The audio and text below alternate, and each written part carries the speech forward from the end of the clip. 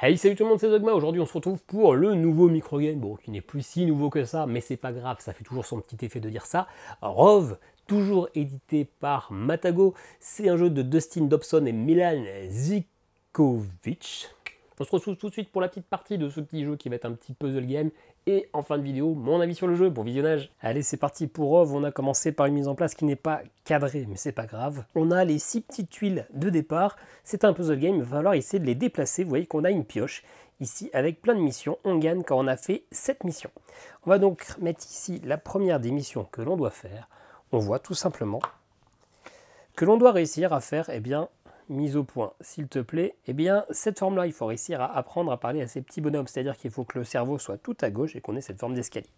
Comment on va faire ça? Eh bien, on a ici une pioche avec, eh bien, 5 cartes que l'on va piocher, d'où le principe de la pioche. On va les mettre ici, comme ça, vous les voyez toutes. On a une partie supérieure avec une petite valeur. On l'utilise, on peut faire des mouvements avec ces cartes-là. Si jamais, eh bien, sur notre petit tableau actuel, on a une de ces configurations-là, est-ce que c'est le cas ici? Eh bien oui, vous voyez qu'ici, on a la spirale avec, sur ses côtés, 2 cartes. Eh bien, on peut choisir de prendre cette carte-là et du coup de faire 3 mouvements au lieu d'un seul. Les mouvements, quels sont-ils? Eh bien, ça dépend des flèches qu'on a autour des différents logos. On voit ici le cerveau, il peut se déplacer que en ligne droite ou à l'horizontale, enfin qu'en verticale ou à l'horizontale. Il a le droit de chevaucher, de passer au-dessus, mais il ne peut pas s'arrêter sur une carte. Cela, eh ben, diagonale. Celui-ci, eh bien, il peut bouger d'une case, mais il va pousser. On voit c'est droit comme ça, quand c'est droit, ça pousse. Ici, avec les petits hexagones au bout, il avance que d'une seule case. Et lui, un peu chiant, il peut avancer à ligne droite d'autant qu'il veut, mais il est obligé de passer au-dessus d'une autre carte. Il est obligé de chevaucher. La chevauche, c'est pas cool. Et donc, on utilise autant de cartes qu'on veut pour faire les effets, mais on ne repiochera que quand on aura validé un objectif. On ne repiochera qu'une seule case, qu'une seule carte. Et on gagne quand on a fait 7 objectifs différents. Vous allez voir, c'est quand même pas si simple que ça. Mais on peut également utiliser les pouvoirs sur les cartes. C'est une seule fois par partie que l'on peut utiliser le pouvoir. On les verra en cours de route. Alors, c'est un jeu qui est quand même pas facile. Je n'ai pas gagné souvent, mais je suis jamais à très loin de gagner. Donc on voit que le cerveau doit être totalement à gauche. Donc ça va être assez simple. On a juste besoin d'utiliser une carte avec 2 mouvements. Alors pas celle-ci parce que c'est ok, je préfère la garder pour plus tard. Et bien on va défausser celle-ci. Non, on va utiliser celle-ci à 3 mouvements, c'est pas bien grave. Hop. Donc j'ai le droit à 3 mouvements. Si jamais je suis bête que j'ai pas de mémoire, je peux utiliser les petites aides en mettant comme ça qu'il y a 3 mouvements. Et bien celle-ci, elle va aller totalement à gauche. Ce que je vous ai pas dit, c'est qu'il faut que les cartes soient toujours adjacentes, c'est-à-dire adjacentes orthogonalement ou avec les petits coins, de manière contiguë. Mon deuxième mouvement, ça sera celui-ci. Il m'en reste plus qu'un, hop, mais j'ai en l'occurrence validé cet objectif, j'ai réussi à apprendre. Donc immédiatement, eh bien, je révèle la prochaine mission, qui est la première de la pioche. Vous voyez que ça fait un joli petit landscape, et je pioche une carte. Hop, on va déjà tout redécaler vers la droite, sinon on n'y verra plus rien. Alors cet objectif-là, c'est celui clairement qui est le plus chiant, il faut se le dire. Donc là, il faut que ça soit à peu près centré par rapport au cerveau. C'est un peu ça qui est pénible. Est-ce que déjà j'ai des pouvoirs activables? Bah oui, j'ai celui-là, qui me permet d'avoir du coup 5 mouvements. Bon, on va encore se permettre une fois, tac, de tout déplacer vers le haut, histoire que ça rentre dans le cadre. Mon premier mouvement, ça va être d'aller ici. Parfait. Là, pour le coup, comme je suis un peu bête, je vais quand même noter l'aide-mémoire. Parce qu'il faut réfléchir un petit peu quand même. Deuxième mouvement, ça va être celui-ci. Il m'en reste 3. Il m'en reste 3. C'est surtout celui-là qui est un petit peu pénible. Hein, celui qui est obligé de grimper au-dessus. Grimper, il faut se le dire, c'est chiant. Allez, nouveau mouvement avec celui-ci. Je vais pousser tout ça. Lui, il pousse. Hein. Un mouvement qui va être de bouger celui-ci ici. Il ne me reste plus qu'un. Et je pense que je vais tricher, pas vraiment, c'est que je vais faire ce pouvoir-là avec le grappin, hop, qui me permet d'activer le pouvoir d'une carte adjacente. En l'occurrence, ça va être la carte de la spirale qui permet de replacer la bobine n'importe où sur un emplacement valide. Hop, c'est tout bon, j'ai validé l'objectif. J'en mets un nouveau et je pioche une carte. Alors, je ne peux pas la piocher parce que j'en avais déjà 5. Ce qui est étonnant d'ailleurs, pourquoi j'en avais déjà 5? Ah oui, c'est que j'ai probablement fait une petite erreur de jeu déjà alors que la partie vient de commencer. La carte que j'ai jouée juste avant, c'était une avec... ah oui, c'est avec 5 coups que j'ai utilisé. Pas d'erreur de jeu, par contre je sais plus laquelle des deux j'ai utilisé. Ça c'était déjà dans ma défausse. C'est celle-là que j'ai utilisée. Hein. Hop, voilà, donc là je peux piocher ma carte. Hop, je les éloigne parce que j'ai voulu faire une vue proche, mais du coup, on n'y voit plus rien. Ok, alors là il faut que je fasse des escaliers à base de ça. C'est pas si compliqué que ça. Est-ce que j'ai un pouvoir? Bah non, parce qu'ils sont tous mis un peu à la con là. Ah, celui-là aurait pu. Il me manque une carte là-bas. Bon, alors lui il est là. Ce qui est un peu embêtant, c'est que toutes les cartes doivent toujours être adjacentes. Donc si je bouge le cerveau, boum, tout pète quoi. C'est game over. Écoutez, je vais utiliser celle-là qui a 2 mouvements. Le premier mouvement, ça sera celui-là. Le deuxième mouvement, ça sera celui-là.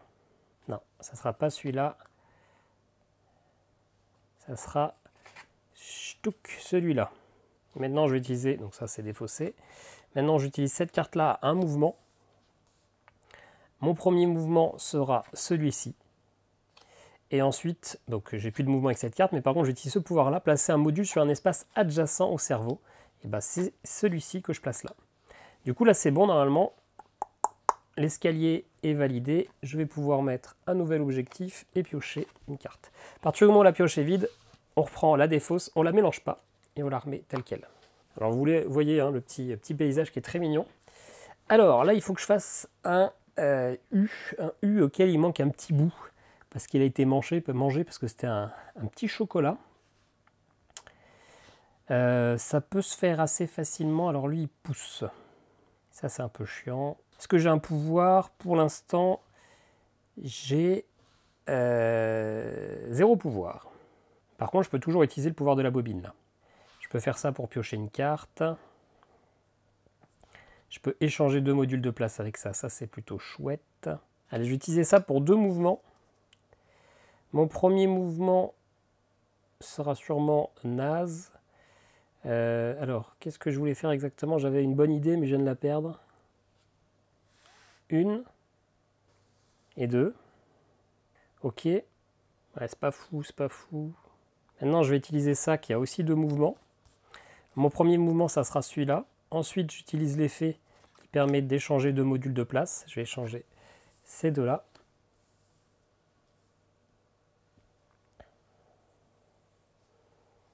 Ah ouais, j'aurais dû utiliser un truc à 3 places. Je me suis raté. Bon, c'est pas grave. Du coup, il me reste encore un mouvement. Ça sera celui-ci. Et du coup, je vais utiliser cette carte-là qui permet de déplacer un module d'une place, comme ça. Ouais, c'était pas super bien joué, mais allez, ça fait un objectif de plus et je pioche une seule carte. Qu'est-ce que je dois faire maintenant? Je suis à combien? 1, 2, 3, 4, 5. Allez, il reste encore 2. Ah non, c'est mon 5e objectif. J'ai fait que la moitié. J'ai fait que la moitié. Aïe. Là, il faut que celui-là soit plutôt ici. Qu'il y ait une carte là et une carte là. Ouais, c'est jouable. Le problème, par contre, c'est que j'ai toujours pas de pouvoir. Ça, c'est un petit peu plus chiant. Ce que je vais faire, je vais utiliser le pouvoir là, qui me permet de piocher une carte. Parce qu'en plus, je sais que le prochain objectif, il est quand même un petit peu chiant. Hop. Comme ça, j'ai un petit peu de marge. C'est toujours pas fou. Allez, j'utilise ce pouvoir-là, qui fait que 2 mouvements. Je pense que je vais faire des mouvements un peu couillons là, mais c'est pas grave. Non, je vais pas utiliser celui-là. Je vais utiliser celui-là à 3. 1, 2. Je fais ça, qui permet de replacer la bobine où je veux. Et 3. Donc c'est validé. Hop, nouvel objectif. Je repioche une carte. Ok, donc maintenant il faut que je fasse un T. Avec ça ici, tout là-haut. Donc ça devrait être quand même assez facile. Normalement, en plus, j'ai un pouvoir. Ah non, toujours pas. Hein. Comment je me débrouille pour faire 0 pouvoir à chaque fois là? Alors finalement, le T, il est déjà... Ça, c'est déjà tout en haut. Donc, soit j'ai juste à le pousser une fois, ou alors tout décaler en bas. Compliqué, je pense. J'ai plus de pouvoir. Hein. J'ai plus de pouvoir magique, c'est fini. On a fini Poudlard. Maintenant, il n'y a plus que l'intellect et c'est ce qui me manque. C'est ce qui me manque. Ouais, alors. Combien de coups je peux le faire? 1, 2, mais ça va poser problème. Il faut 5 mouvements. Bah écoutez, je vais déjà utiliser un mouvement à 2. Comme ça, on va commencer la réflexion. Je m'étais dit 1 et 2. Ouais. Je vais utiliser 3, mais ça sent la fin des haricots là. C'est pas très bon, j'ai foiré quelque part. Donc 3 mouvements là. J'ai 3 mouvements pour faire 1. Non, c'est pas possible ça. 2, 3. Donc il y a lui qu'il faut que j'arrive à mener tout là-bas là. Il est mal placé. Ça veut dire que je peux le faire peut-être en 3. Ouais, non, c'est 1, 2, 3 pour le monter. Ouais, c'est pas grave. Allez. Non, lui en plus il est mal placé encore une fois. Ouais, bon, c'est pas grave. 2. 1, 2. Et hop. Donc le pouvoir là, il est fait. Donc je valide un objectif. 3, 4, 5, 6. Ça, c'est le dernier objectif à valider. Et j'ai qu'une seule carte pour le faire. J'ai qu'une seule carte, j'ai 3 coups. 3 coups et lui, il est là. Donc c'est mort. Hein. C'est mort, mais je vais quand même réfléchir un petit peu. Hein. Je vais quand même réfléchir un petit peu. Ça revient là. En vrai, pourquoi est-ce que je réfléchis? Parce que c'est sûr que c'est mort. Ouais, c'est sûr. Écoutez, ça fait 1. Non, ça sert à rien ce mouvement-là. Bah, dans tous les cas, ils servent tous à rien. Hein. Mais ça m'embête de d'abandonner là-dessus quand même. Allez, 1. Ça, c'est bon. 2 et 3. Bon. Et ben voilà, j'ai plus de mouvement, j'ai plus de cartes, je peux plus piocher. Donc c'est game over. C'est une défaite. C'est une défaite. Il n'y a rien d'autre à dire.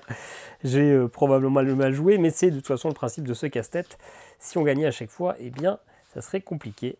On se retrouve tout de suite pour mon avis sur le jeu. Bon et ben voilà, c'est perdu, je crois, parce que je me rappelle plus de ma partie, comme d'habitude. Vraiment, moi, les micro-games, je continue de les acheter de manière systématique pour le côté collectionneur, mais j'ai l'impression qu'il en sort un peu moins, ou alors c'est moi qui en ai loupé, je ne sais pas. Je les achète toujours sans me renseigner, sans savoir ce que c'est. Je me dis que de toute façon, à 7,90 €, je perds pas grand-chose. Souvent, ces derniers temps, je suis un petit peu déçu. J'ai l'impression d'avoir toujours vu un peu la même chose, où c'est des jeux de positionnement de cartes qui vont se déclencher des effets, etc. Là, on est toujours sur du positionnement de cartes, mais ça va changer un petit peu d'habitude. Là, on est vraiment sur le casse-tête, sur le puzzle game. C'est un jeu qui est assez mignon, hein, finalement, alors que c'est juste des cartes qu'il va falloir agencer. Le fait de créer son petit panorama à gauche avec les différentes missions, et du coup de voir le petit robot qui saute, c'est plutôt chouette. Ils ont fait un petit effort là aussi sur le petit bandeau, on voit le petit robot. C'est tout con, mais ça fait toujours plaisir. Après, eh ben, clairement, ça va être un casse-tête qui va prendre 5-6 minutes. On va en faire une ou deux. C'est clairement pas le jeu où on va enchaîner une soirée à faire ça. C'est un petit jeu. Moi, les microgames, maintenant, j'ai tendance à les prendre avec moi en vacances. Je les mets dans le sac, ça prend pas beaucoup de place. Je peux y jouer sur le lit. Même si j'en fais 3-4 parce que je m'ennuie, que j'ai rien à faire, parce que la piscine n'est pas encore ouverte ou quoi, et ben je fais ça. C'est pas le meilleur moment de ma journée, mais au moins ça m'occupe. Je vois plutôt les microgames comme ça maintenant, c'est que j'ai pas l'impression d'avoir un effet waouh comme j'ai pu avoir avec Au Griffon Fonfon qui moi me plaît toujours autant. Mais voilà, c'est des petits jeux qui prennent pas trop de temps, qui prennent pas trop de place. On fait ça en 5 minutes, on peut faire autre chose. Là ça marche bien, il n'y a rien à dire, c'est un petit casse-tête, il faut réfléchir, il faut savoir comment faire les pouvoirs. Il y a moyen d'augmenter la difficulté en ayant une main de cartes plus faible. Il y a des parties qui vont quand même pas mal se renouveler en fonction de la position de départ des cartes, en fonction de l'ordre des missions. On n'a pas l'impression que deux parties sont les mêmes, mais il faut avoir envie de faire du casse-tête, de déplacement de tuiles, de cartes, etc. Donc en soi ça marche bien, mais c'est loin d'être révolutionnaire, ça reste un petit jeu. Pour moi ça sera un Zogmat de bronze. Clairement, si vous aimez vraiment ce style, bah allez-y. Si vous avez besoin d'un petit jeu à prendre pour les vacances, même si là on n'est plus du tout en vacances, et bah allez-y. Mais ceci dit, est-ce que c'est un indispensable? Non, clairement pas. Est-ce qu'on a l'impression de jouer un truc jamais vu? Non, clairement pas. Ceci dit, eh ben, ça reste quand même un jeu qui est ok. Voilà, c'est tout pour ce petit rove. Dites-moi si vous y avez joué, dites-moi ce que vous en pensez. N'hésitez pas, si vous voulez vous le procurer, il y a un petit lien affilié en description. Nous on se dit à très bientôt pour une nouvelle vidéo. Ciao, ciao.